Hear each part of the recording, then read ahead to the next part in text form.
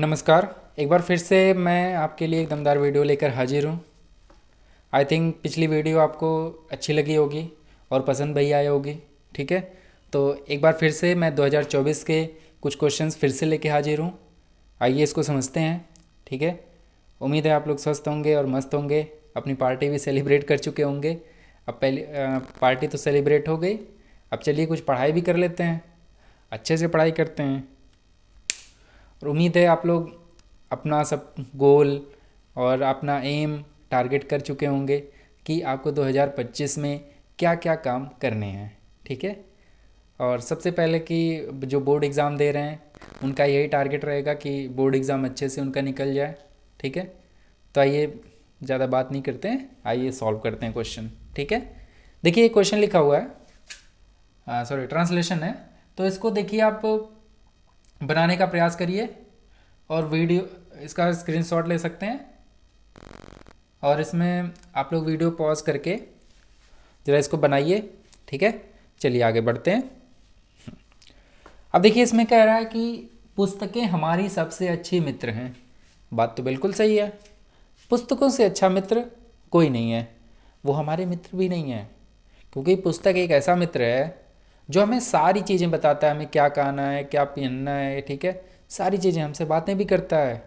आप लोग शांत में पढ़ के तो देखिए, पुस्तकें भी बात करती हैं आपसे, उनके शब्द, उनके चित्र, चरित्र सब कुछ बताती हैं वो। ठीक है, चलिए आगे बढ़ते हैं। तो पुस्तकें हमारी सबसे अच्छी क्या हैं? मित्र हैं। तो क्या लिखेंगे? बुक्स। अच्छे से लिखिएगा, books are our good friend.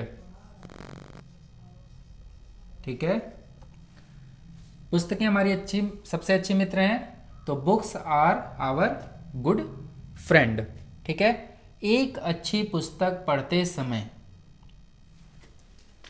तो लिखेंगे ड्यूरिंग।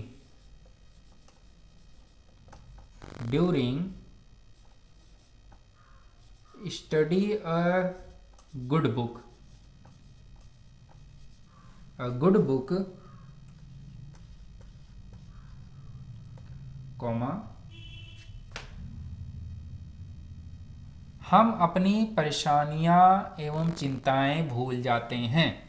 तो भूल जाते हैं। ठीक है, तो ये क्या हो गया? Present indefinite tense. ठीक है, तो यहां पे क्या लिखेंगे? We forget our tensions and worries. ठीक है, दो चीजें, टेंशन परेशानियां एंड चिंता। ठीक है, तो tensions and worries, we forgot our tensions and worries. Done. चलिए आगे क्या है? पुस्तकें हमें ज्ञान देने के साथ साथ चरित्र का निर्माण करती हैं। ठीक है,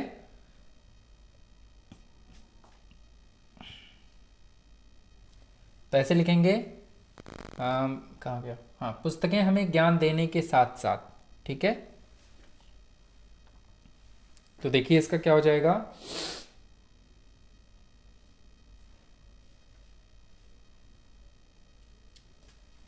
हाँ, चलिए, बुक्स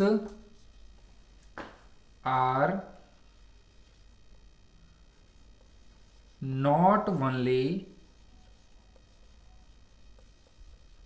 provide knowledge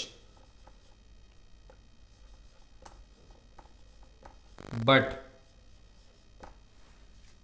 चरित्र का निर्माण करती हैं। ठीक है, तो चरित्र का क्या करती हैं?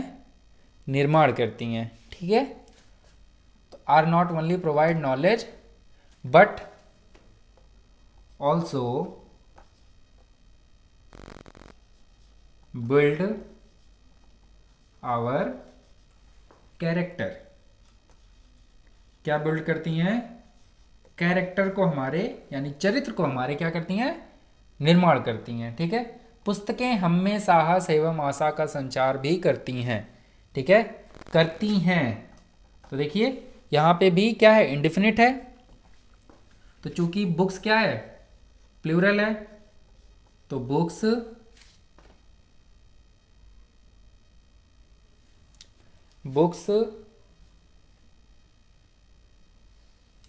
इम्पार्ट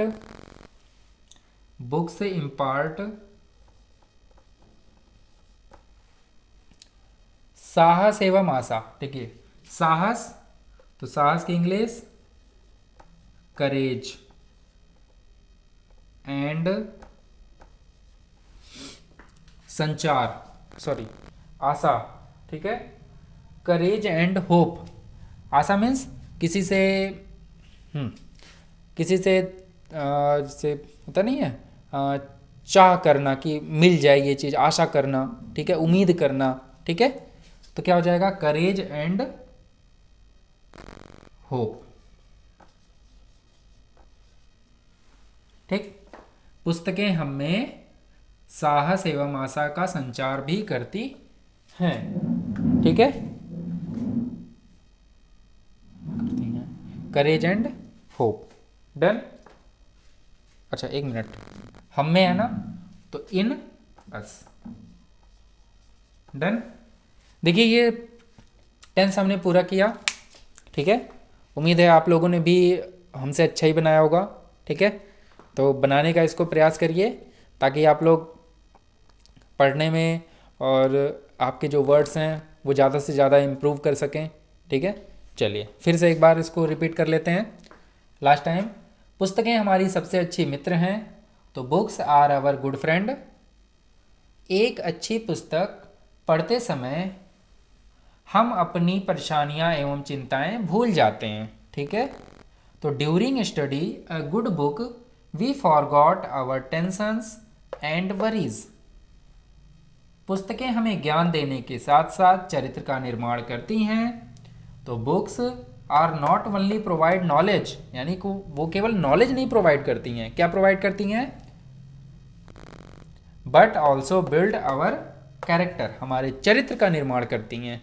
किसका निर्माण करती हैं, हमारे चरित्र का निर्माण करती हैं। ठीक, आगे देखिए, पुस्तकें हमें साहस एवं आशा का संचार भी करती हैं। तो books impart courage and hope in us. Done. चलिए आगे बढ़ते हैं इसी क्रम में। 2024 के एक और प्रश्न को हम देखेंगे। ठीक है, और 2024 की ये लास्ट वीडियो है। इससे पहले मैंने पहली वीडियो में 2 क्वेश्चन डिस्कस किए थे, तो इसमें भी हम 2 ही क्वेश्चन डिस्कस करेंगे ताकि आपको लगे कि ये वीडियो लंबी नहीं हो रही है। ठीक है, और आप लोग अच्छे से समझने का इसको प्रयास करिए। ठीक, देखिए वीडियो लंबी हो या शॉर्ट हो, आपको समझने से मतलब है। जितनी वीडियो में आपको समझ में आ जाए आप उतना ही देखिए। ठीक है, चलिए आगे बढ़ते हैं इसी क्रम में।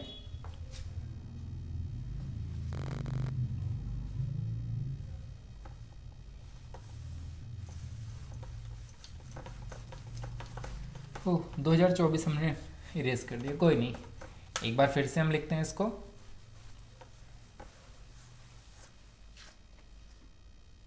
चल 2024।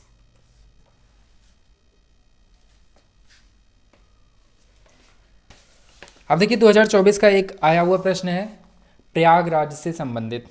ठीक है, प्रयागराज अर्थात कुंभ मेला 12 साल में एक बार लगता है कि नहीं। चलिए, तो जैसा कि हम बात कर रहे थे प्रयागराज के बारे में, हाँ एक चीज़ और बता देता हूँ। देखिए जो प्रयागराज में कुंभ लगता है वो संगम पे लगता है। ठीक है, जहाँ पे सरस्वती, यमुना और गंगा ये तीनों नदियाँ आकर के मिलती हैं, तो उसी को हम क्या कहते हैं, संगम कहते हैं। ठीक है, चलिए आप लोग एक चीज़ बताइए, कमेंट करके बताइएगा कि गंगा नदी का उद्गम कहाँ पे हुआ है और वो आगे किन किन नदियों से मिलती जाती हैं प्रयागराज आने तक। ठीक है, तो ये आप लोग कमेंट करके ज़रूर बताइएगा। ठीक है, ये जीएस का क्वेश्चन है।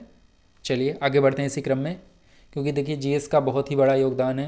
अगर आपको गवर्नमेंट जॉब चाहिए तो इन सब में GS is the most important thing that you can achieve to get the government job. Okay, so बढ़े आगे चलिए।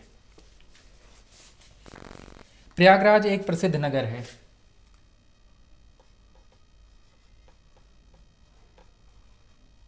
प्रयागराज एक प्रसिद्ध नगरी है, ठीक है। अच्छा, इसका महत्वपूर्ण स्थान है, इसका महत्वपूर्ण स्थान है, ठीक है। यहां गंगा और यमुना का संगम है, ठीक है। अच्छा, यहां गंगा और यमुना का संगम है, ठीक है। अच्छा, मैंने सरस्वती भी बताया। अब देखिए बोर्ड में आया हुआ क्वेश्चन है तो इसमें दो ही नदियों का नाम दिया है, तो हम तीसरा कैसे बढ़ा दें, ठीक है। जब दो ही दिया है तो दो ही की बात करेंगे। वैसे सरस्वती नदी जो है वो इस समय विलुप्त हो चुकी है, तो आई थिंक उसी की वजह से इसमें नहीं दिया है, ठीक है। चलिए आगे बढ़ते हैं। संगम है, यहाँ उत्तर प्रदेश का उच्च न्यायालय है। यहाँ क्या है, यहाँ उत्तर प्रदेश का उच्च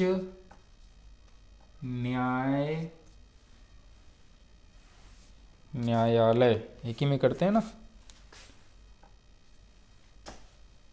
न्यायालय है, ठीक है। यह एक स्वच्छ और सुंदर नगर है। यह एक स्वच्छ व सुंदर नगर है, ठीक। चलिए आगे बढ़ते हैं।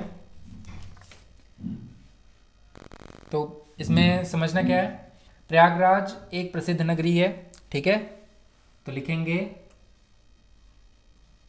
प्रयागराज इज अ फेमस नगरी, तो टाउन भी लिख सकते हैं, सिटी भी लिख सकते हैं, फेमस सिटी लिखते हैं, ठीक है। इसका महत्वपूर्ण स्थान है, तो देखिए अब इसका महत्वपूर्ण स्थान है मतलब वो खुद में क्या है, महत्वपूर्ण है, तो लिखेंगे इट होल्ड्स, क्या लिखेंगे, इट होल्ड्स अ इम्पोर्टेंस,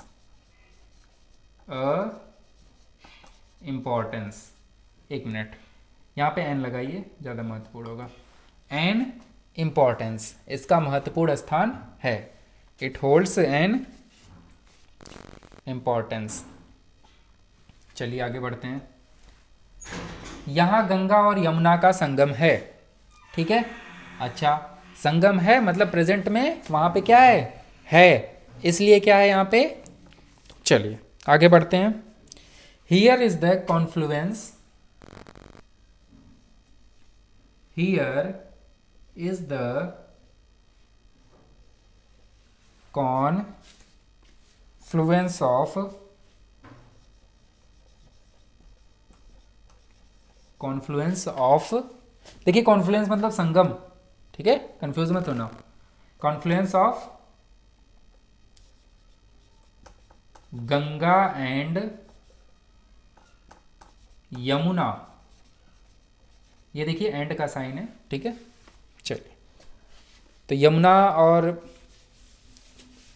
एक चीज और कर लीजिए, यहाँ पे गंगा यमुना लिखना केवल वो नहीं होगा, यहाँ पे द लगाते हैं, ठीक है।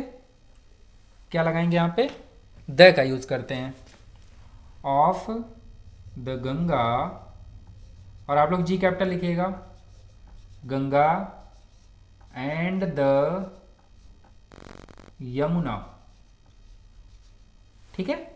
अच्छा, यहाँ उत्तर प्रदेश का उच्च न्यायालय है, ठीक है। अच्छा, आप लोग कमेंट करके एक चीज़ और बताइएगा, ठीक है, कि भारत में कितने उच्च न्यायालय हैं, यानी कितने हाई कोर्ट हैं, ठीक है, और कितने सुप्रीम कोर्ट हैं, दोनों चीज़ें बताइएगा। और सबसे बड़ा कौन है ये भी आप लोग बताइएगा कमेंट करके, ठीक है। क्लियर? चलिए, हाँ, एक चीज़ मैं आपको बता देता हूँ। देखिए, सबसे ऊपर एक है, फिर उससे नीचे कुछ हैं, फिर उससे नीचे भी कुछ हैं, ठीक है। तो आप लोग कमेंट करके बताइएगा कैसे हैं वो, ठीक। चलिए, तो यहाँ उत्तर प्रदेश का उच्च न्यायालय है।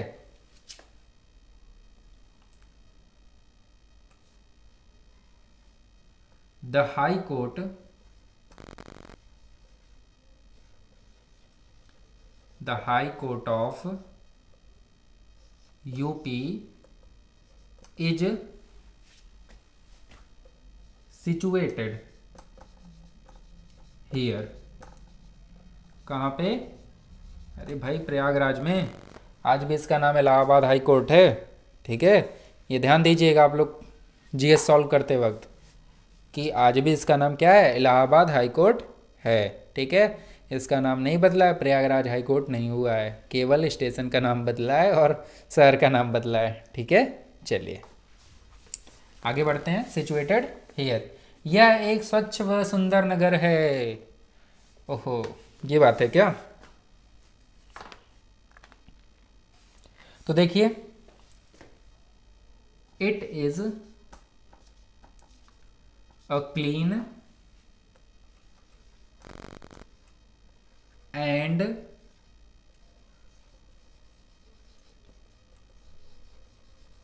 ब्यूटीफुल नगर है, beautiful city. Done. It is a clean and beautiful city. I think आप लोगों को ये समझ में आया। चलिए, एक बार फिर से मैं रिपीट कर देता हूँ, ठीक। प्रयागराज एक प्रसिद्ध नगरी है, तो Prayagraj is a famous city. इसका महत्वपूर्ण स्थान है, तो ये होल्ड करता है क्या? इम्पोर्टेंस। यहाँ गंगा और यमुना का संगम है, तो here is the Confluence of the Ganga and the Yamuna.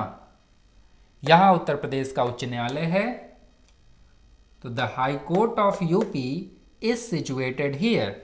अब देखिए, यहाँ पे हमने एक चीज यूज किया है, पैसिव वॉइस। क्या यूज किया है? पैसिव वॉइस, यानी एक्टिव को हमने क्या बना दिया? पैसिव बना दिया, ठीक। तो ये चीज भी आपको समझ में आई होगी अच्छे से। चलिए, आगे बढ़ते हैं। हाँ, यह एक स्वच्छ व सुंदर नगर है। It is a clean and beautiful city. अच्छा, आप देखिए, जहाँ पे कोई सब्जेक्ट नहीं होता है वहाँ पे हम मेनली इट का यूज़ कर लेते हैं, ठीक है। तो उसमें नॉर्मलाइजेशन है कि इट का यूज आप लोग कर सकते हैं, इसमें कोई डाउट नहीं होना चाहिए, ठीक है।